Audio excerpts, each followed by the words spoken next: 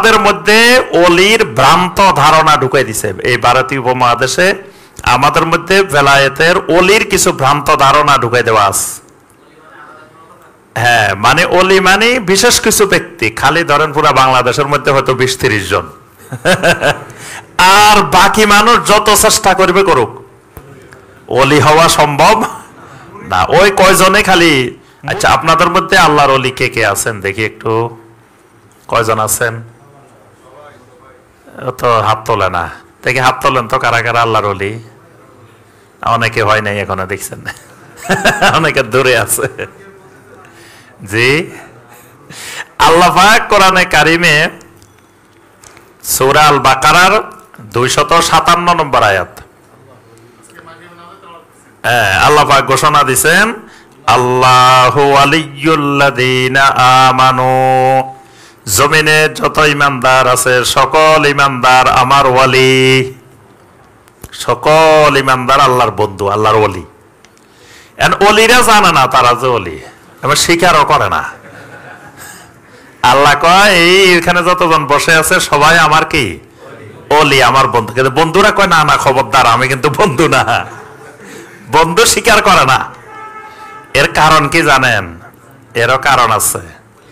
কারণ আমাদের মধ্যে অলির ভ্রান্ত ধারণা ঢুকাই দিছে। এই ভারতীয় উপমহাদেশে আমাদের মধ্যে বেলায়েতের অলির কিছু ভ্রান্ত ধারণা ঢুকাই দেওয়া আছে। হ্যাঁ, মানে অলি মানে বিশেষ কিছু ব্যক্তি, খালি ধরেন পুরা বাংলাদেশের মধ্যে হয়তো 20-30 জন, আর বাকি মানুষ যত চেষ্টা করবে করুক, অলি হওয়া সম্ভব না। ওই কয়জনে খালি মুরিদ হইও অলি হইতে পারে না। মুরিদ সবাই ফির হইতে পারে না, কিন্তু মুরিদ আছে 1 লাখ, এখান থেকে ফির হয় 3-4 জন, বাকিরা কিন্তু সারা জীবন মুরিদে থাকে, বলদে থাকে, কোনদিন ফির হওয়ার সুযোগ হয় না। এ যত মুত্তাকিন হোক, যত আল্লাহওয়ালা হোক, এ ফির হইতে পারবে না। হ্যাঁ, আর ফিরের ছেলে যদি মানে 1 লাইন আরবিও পড়তে পারে না, হেও কিন্তু কি হয়ে গেছে, অলি হয়ে গেছে। এই কিন্তু দেখা গেছে নকল করে করে পরীক্ষায় পাস করে, তাও এই আল্লাহর অলি। কত ফিরের ছেলে নকল করে করে পাস করে দেখবেন যে, কিন্তু কিচ্ছু লেখাপড়া পারে না, তাও কিন্তু কি আল্লাহর ওলি। আর একজন অনেক আমল, অনেক তাকওয়াবান, অনেক মুত্তাকিন, তাও সে আল্লাহর ওলি হইতে পারে। এই বেলায়েতের ওলির ভ্রান্ত ধারণা ভারতীয় উপমহাদেশে ঢুকাই দেওয়ার কারণে মানুষ নিজেকে আল্লাহর ওলি মনে করতে পারে না। কিন্তু প্রত্যেক ইমানদারই আল্লাহ রাব্বুল আলামিনের ওলি, আল্লাহ রাব্বুল আলামিনের বন্ধু। আল্লাহর সাথে ভালোবাসা না থাকলে সে ঈমান আনছে কেমনে? আল্লাহকে মহব্বত করে দেখেই তো ঈমান আনছে, আল্লাহকে ভালোবাসা দেখেই তো সে ঈমান আনছে।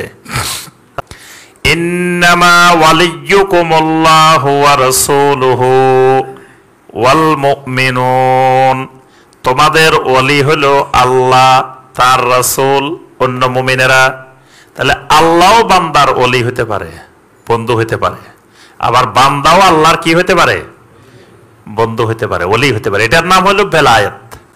আরেকটা নবী সাল্লাল্লাহু আলাইহি ওয়াসাল্লাম আরো স্পষ্ট করে বলছেন, ইন্নাল্লাহা ইউতিদ দুনিয়া মান ইউহিব্বু ওয়া মান লা ইউহিব্বু, আল্লাহ রাব্বুল আলামিন যাকে ভালোবাসেন, যাকে ভালোবাসেন না, দুইজনকেই আল্লাহ রাব্বুল আলামিন দুনিয়া দেন।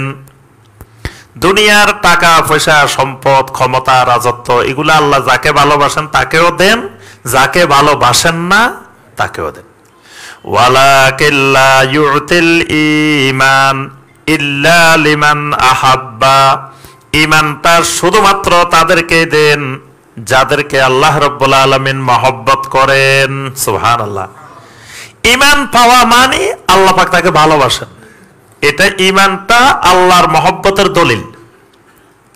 কোন লোক ঈমান পাইছে মানে আল্লাহ তাকে ভালোবাসছে, আল্লাহ তাকে মহব্বত করে। তা আল্লাহ যদি কোনো বান্দারে মহব্বত করে, এই আল্লাহর ওলি হয় না কি?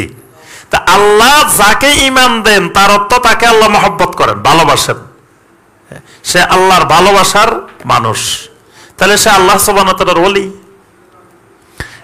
তবে হয়তো বন্ধুত্বের মাত্রা কম বেশি হতে পারে। এক বন্ধু আছে আল্লাহর কোনো নাফরমানি করে না, আল্লাহর সব হুকুম পালন করে, তো এই বন্ধু আর যে মাঝে মাঝে গুনাহ করে, দুই বন্ধু তো সমান না। বন্ধুত্বের বেলায়েতের স্তর ভিন্ন, কিন্তু সকল ইমানদার আল্লাহ রাব্বুল আলামিনের ওয়ালি।